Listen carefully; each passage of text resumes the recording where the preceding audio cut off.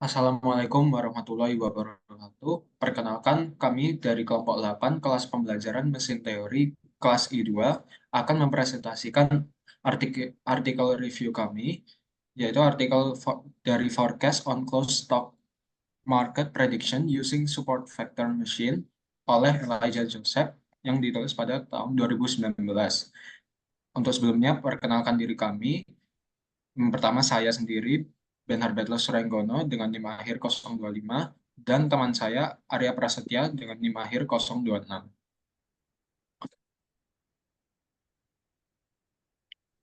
Nah, untuk pendahuluannya, jadi di sini kami akan mereview artikel Forecast on Closed Stock Market Prediction Using Support Vector Machine yang membahas penggunaan teknik SVM ini untuk memprediksi harga penutupan dari pasar saham. Nah, tujuan dari penelitian artikel ini itu untuk meningkatkan kinerja prediksi harga saham dengan dengan membandingkan berbagai model SVM. Oke, next. Nah, kemudian di sini untuk dasar teorinya ada support vector machine. Nah, support vector machine ini adalah teknik data classifier di mana setiap data pelatihan itu ditandai sebagai milik salah satu dari dua kategori, kemudian mengklasifikasikan data tersebut ke dalam dua kategori tersebut. Kemudian berikutnya ada stock market. Nah, stock market ini adalah market di mana stok perusahaan publik diterbitkan dan diperdagangkan baik melalui bursa maupun pasar bebas dan merupakan salah satu komponen paling vital dalam ekonomi pasar bebas karena menyediakan akses modal bagi perusahaan dengan imbalan memberikan investor sebagian kepemilikan dalam perusahaan. Kemudian di sini ada strength and weakness dari SVM itu sendiri. Nah, SVM itu yang pertama untuk strength-nya itu trainingnya relatif mudah, mampu menangani data yang memiliki banyak fitur, dan memungkinkan pengendalian yang jelas antara kompleksitas model dan tingkat kesalahan. Nah, namun untuk weakness-nya, training dengan dataset ukuran besar relatif mahal secara komputasi dan perlunya eksperimen ekstensif dalam pemilihan kernel yang tepat yang bisa memakan waktu lebih banyak. Oke, next. Kemudian di sini untuk metodologi penelitiannya, untuk datanya kami mengambil dari S&P 500 Stock, yaitu indeks pasar saham yang terdiri dari 500 perusahaan besar yang terdaftar di Bursa Saham Amerika Serikat. Nah, indeks ini itu dianggap sebagai salah satu indikator utama kinerja pasar saham di Amerika Serikat. Kemudian secara luas digunakan investor untuk mengukur kesehatan ekonomi dan kekuatan pasar saham. Nah, kemudian untuk seleksi datanya kami memilih 170 trading days mulai dari tanggal 10 Juli 2015 hingga 11 Maret 2016. Untuk data normalization-nya kami menggunakan normalisasi skala 0 sampai 1. Kemudian untuk model trainingnya kami menggunakan 70% data training atau 119 data dari 170 data. Kemudian untuk model testingnya kami menggunakan 30% dari data yang ada, yaitu 51 data. Kemudian untuk model performance evaluation-nya kami menggunakan Mean Absolute Percentage Error atau MAPE dan Root Mean Squared Error atau RMSE yang nanti kami akan jelaskan. Oke, next.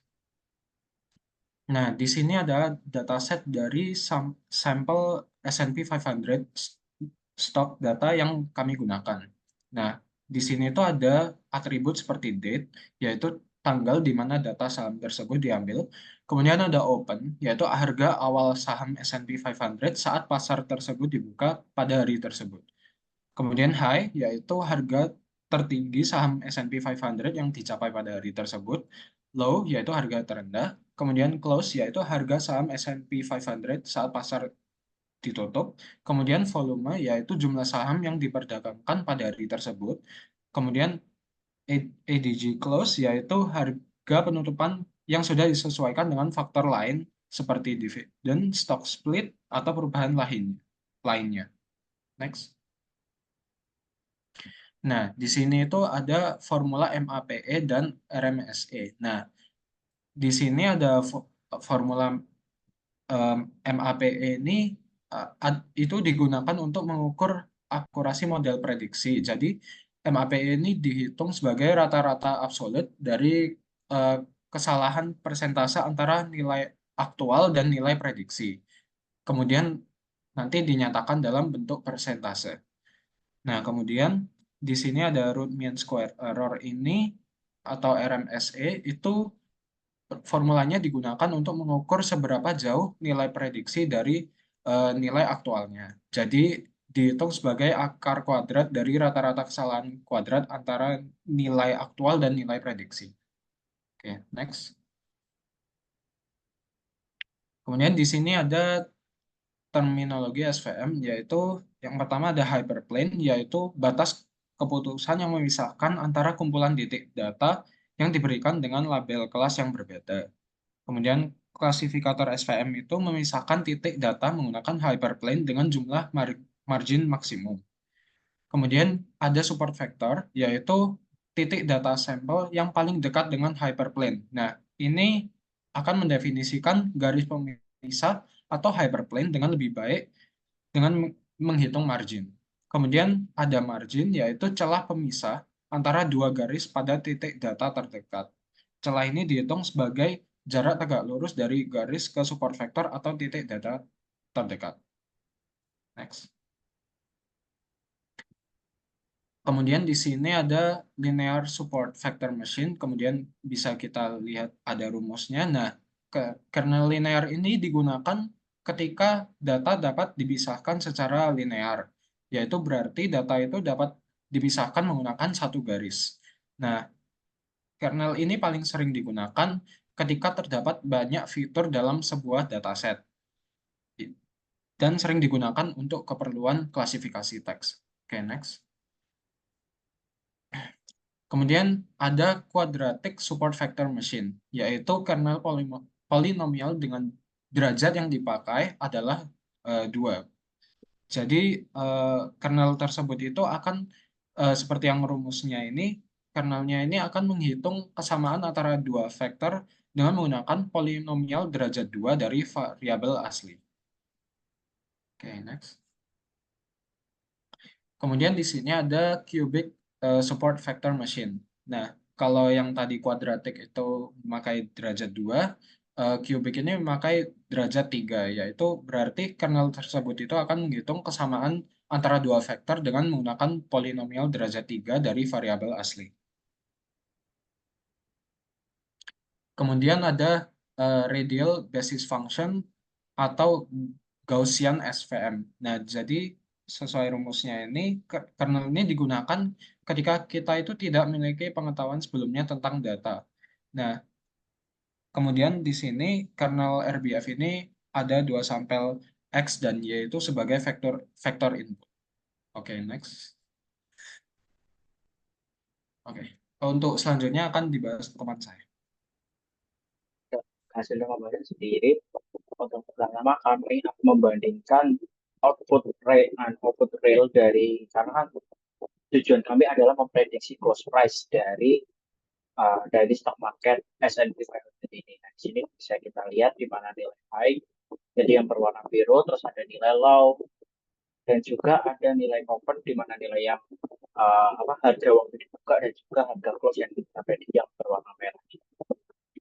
Nah, untuk hasilnya sendiri sebagai yang pertama yang linear menggunakan kernel linear SVM itu di sini bisa kita lihat untuk total errornya ada 1,839 dan juga MSC-nya 0,018, ada RMSC 0,04 dan MAPE 98%. Nah, di sini dapat kita lihat bahwa prediksi dari linear SVM ini termasuk baik karena hampir mendekati dengan nilai aktual meskipun terdapat error antara 0,0003 sampai 00,4. Di sini di sini juga kami membandingkan dengan kernel-kernel lain. Selanjutnya ada quadratic kernel. Di sini kita lihat bahwa total error-nya lebih besar dari linear kernel, dan di sini 3,14, MSC-nya 0,0064, dan RMSC-nya 0,080. Di sini MAPE-nya lebih tinggi daripada yang linear tadi. Kalau yang linear tadi 98%, di sini 99% MAPE-nya. Di sini dapat kita lihat bahwa quadratic SVM ini prediksinya lebih menyeluruh, tapi secara variatif itu tidak sebanyak dari linear. Jadi kualitatif ini gagal untuk memprediksi angka-angka yang ekstrim seperti ini. Ada penurunan ekstrim pada 2016 ini, pada bulan 2 tanggal 50 daerah ini yang ada ekstrim. Untuk kernel saja yaitu kernel Fine Gaussian SVM atau biasanya disebut oleh NPF.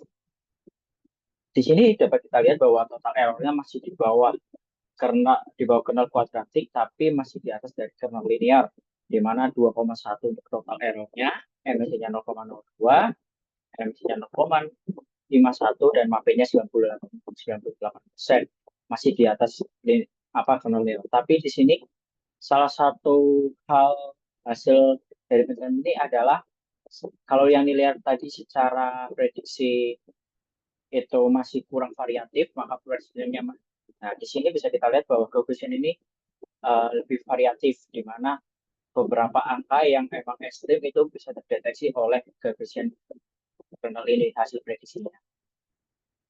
Oke, dan yang terakhir menggunakan cubic SVM kernel. Nah, di sini dapat kita lihat bahwa dari grafik saja kubik SVM kernel ini gagal untuk memprediksi angka-angka yang variatif dan hanya melihat pola gambaran besar daripada prediksi-prediksi tersebut. Nah, di sini dapat dilihat bahwa total errornya yang paling tinggi di angka 6,06, MSC-nya 0,02, RMC-nya 0,14, dan MAP-nya yang masih paling tinggi di 160%. Nah, untuk lebih jelasnya di sini ada perbandingan di mana hasil price-nya di sebelah kiri ini ada kernel linear, kernel kuadratik, kernel Gaussian, dan ada kernel kubik. Jadi bisa kita lihat bahwa total error-nya yang paling kecil ada di kernel linear, dan MSI-nya paling kecil ada di kernel linear juga, dan RMSI-nya yang paling kecil masih ada di kernel linear, dan MAP-nya yang paling kecil ada di kernel linear. Meskipun Gaussian tadi hasil secara grafik itu lebih variatif hasilnya, tapi perbedaan errornya di sini lumayan sedikit dengan kernel linear. Jadi sudah dapat kita lihat bahwa yang cubic kernel itu mendapatkan yang paling hasil yang prediksi yang paling jauh, yaitu dengan error di angka 106. Dan untuk penelitian lebih lanjut kami mencoba dua skema lagi. Yang pertama, yang tadi skema yang pertama ini hasil dari skema pertama. Lalu di sini ada skema kedua di mana kami mencoba membagi angkanya 60 dan 40%. Di sini untuk pembagian training dan testingnya 60-40%, kami mendapatkan hasil seperti ini, di mana error dari MAPE tadi turun, rata-rata error di sini semuanya turun, atau di MAPE, di linear, kuadratik, Gaussian, dan kubik. Tetapi total of error-nya itu lebih tinggi daripada yang kami pakai 70% dan juga 30%. Ini kita lihat, dan MSI-nya lebih tinggi dan juga RMSI-nya lebih, tapi ada yang lebih rendah di linear tadi. Tapi MAPE-nya lebih turun. Selain itu kami juga mencoba untuk menambahkan data di mana data yang awalnya sebanyak 170 baris menjadi 613 baris, atau sekitar 2-3 tahun hari kerja dari stock market tersebut.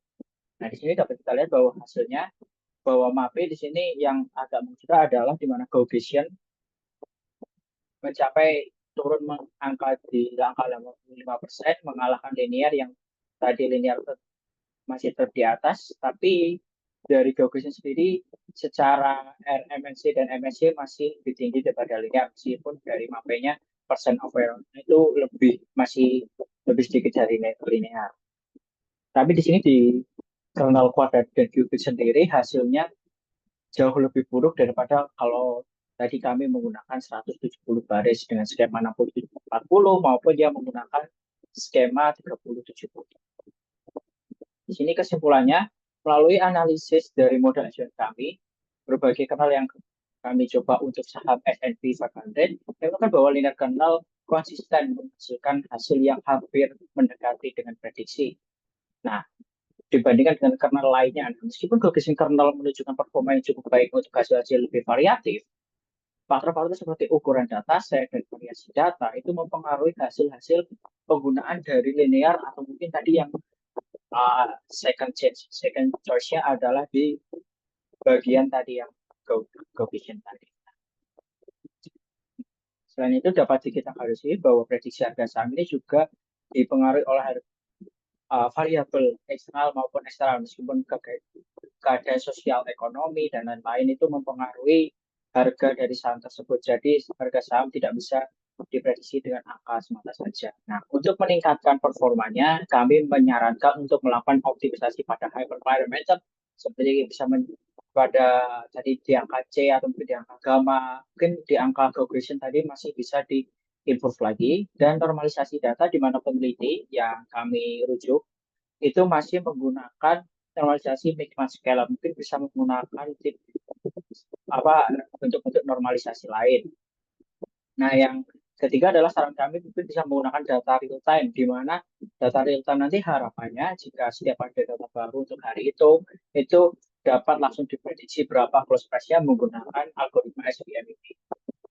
Penerapan solusi ini diharapkan dalam mengurangi error prediksi dan meningkatkan akurasi. Mungkin model untuk menangkap dinamika pasar yang lebih akurat dan memiliki prediksi yang lebih akurat. Nah, mungkin itu sekian dari kelompok kami. Bila ada salah kami, mohon maaf. Wassalamualaikum warahmatullahi wabarakatuh.